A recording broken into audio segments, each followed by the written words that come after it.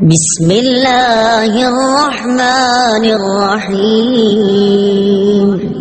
ترجمہ: اللہ کے نام سے شروع جو نہایت مہربان رحمت والا ہے۔ وَقُلْنَا يَا آدَمُ اسْكُنْ أَنْتَ وَزَوْجُكَ الْجَنَّةَ وَكُلَا مِنْهَا رَغَدًا حَيْثُ شِئْتُمَا وَلَا تَقْرَبَا هَذِهِ الشَّجَرَةَ فَتَكُونَا مِنَ الظَّالِمِينَ فَأَزَلَّهُمَا الشَّيْطَانُ عَنْهَا فَأَخْرَجَهُمَا مِمَّا كَانَا فِيهِ وَقُلْنَا اهْبِطُوا بَعْضُكُمْ لِبَعْضٍ عَدُوٌّ وَلَكُمْ فِي الْأَرْضِ مُسْتَقَرٌّ وَمَتَاعٌ إِلَى حِينٍ۔ ترجمہ: اور ہم نے فرمایا اے آدم، تم اور تمہاری بیوی جنت میں رہو اور بغیر روک ٹوک کے جہاں تمہارا جی چاہے کھاؤ، البتہ اس درخت کے قریب نہ جانا ورنہ حد سے بڑھنے والوں میں شامل ہو جاؤ گے۔ تو شیطان نے ان دونوں کو جنت سے لغزش دی، پس انہیں وہاں سے نکلوا دیا جہاں وہ رہتے تھے، اور ہم نے فرمایا تم نیچے اتر جاؤ، تم ایک دوسرے کے دشمن بنو گے اور تمہارے لیے ایک خاص وقت تک زمین میں ٹھکانا اور زندگی گزارنے کا سامان ہے۔ یا آدم اسکن انت وزوجک الجنہ، اے آدم تم اور تمہاری بیوی جنت میں رہو۔ تفسیر صراط الجنان میں ہے۔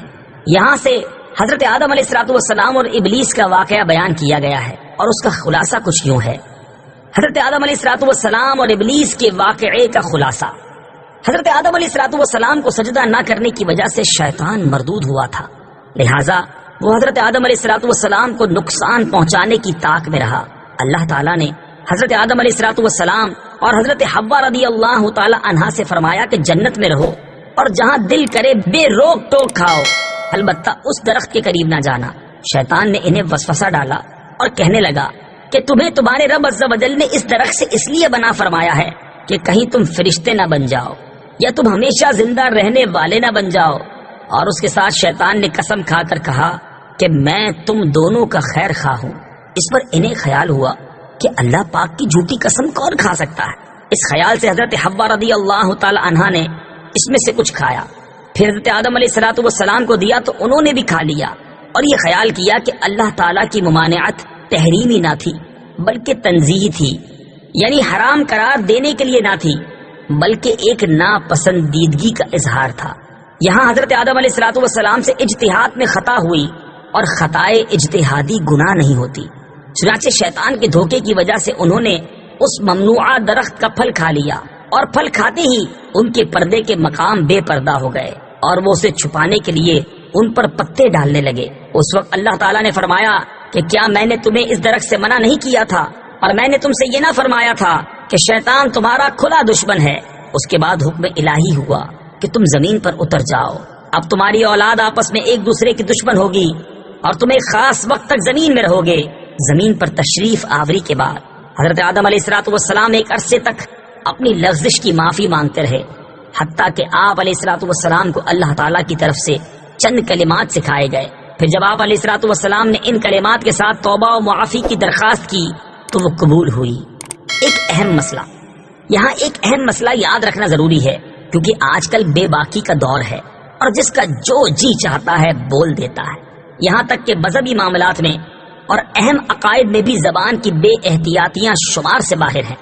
اس میں سب سے زیادہ بے باکی جس مسئلے میں دیکھنے میں آتی ہے وہ حضرت آدم علیہ السلام کا جنتی ممنوعہ درخت سے پھل کھانا ہے۔ اعلیٰ حضرت امام احمد رضا خان علیہ رحمت الرحمان فرماتے ہیں، غیر تلاوت میں اپنی طرف سے حضرت آدم علیہ السلام کی طرف نافرمانی اور گناہ کی نسبت حرام ہے۔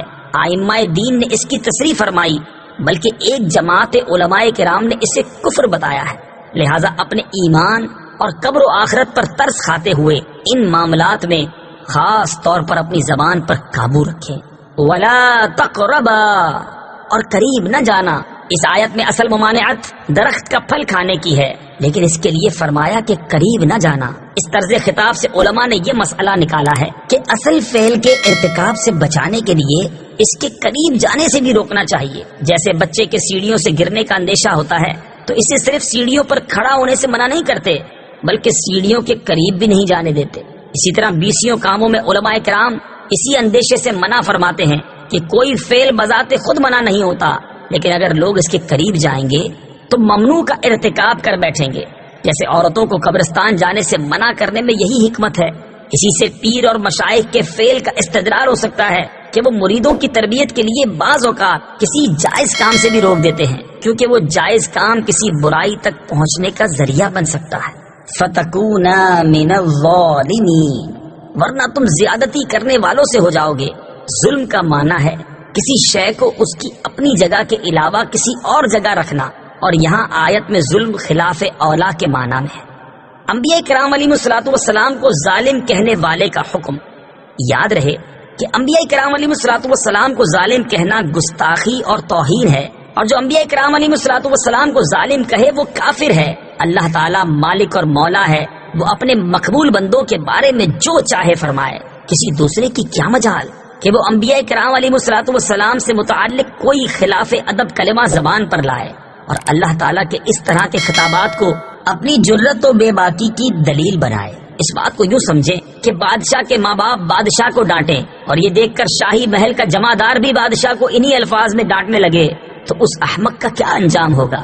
ہمیں تو انبیاء کرام علیہ الصلوۃ والسلام اور محبوبان خدا کی تعظیم و توقیر اور ادب و اطاعت کا حکم دیا گیا ہے، اور ہم پر یہی لازم ہے۔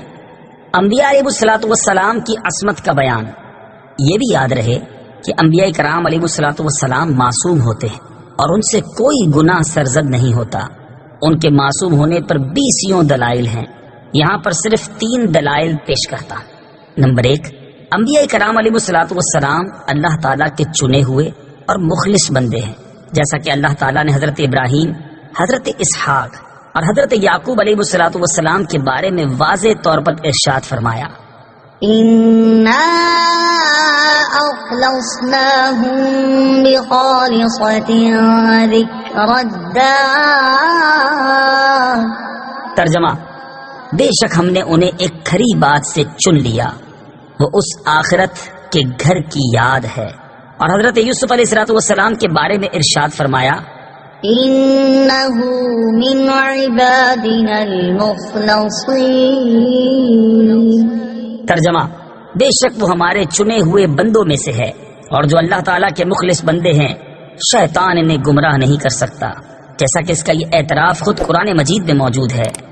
قال فبعزتك لأغوينهم أجمعين إلا عبادك منهم المخلصين۔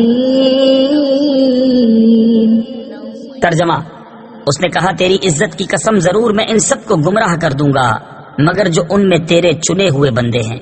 اس سے معلوم ہوا کہ انبیاء کرام علیہ الصلوۃ والسلام پر شیطان کا داؤ نہیں چلتا کہ وہ ان سے گناہ یا کفر کرا دے۔ نمبر 2، گناہ کرنے والا مذمت کیے جانے کے لائق ہے، جبکہ انبیاء کرام علیہ الصلوۃ والسلام کے بارے میں اللہ تعالیٰ نے مطلقاً ارشاد فرما دیا کہ وَإِنَّهُمْ عِندَنَا لَمِنَ الْمُصْطَفَيْنَ الْأَخْيَارِ۔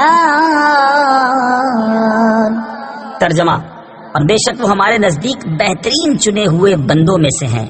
نمبر 3، انبیاء کرام علیہ الصلوۃ والسلام فرشتوں سے افضل ہیں، اور جب فرشتوں سے گناہ صادر نہیں ہوتا تو ضروری ہے کہ انبیاء کرام علیہ الصلوۃ والسلام سے بھی گناہ صادر نہ ہو، کیونکہ اگر انبیاء کرام علیہ الصلوۃ والسلام سے بھی گناہ صادر ہوں تو وہ فرشتوں سے افضل نہیں رہیں گے۔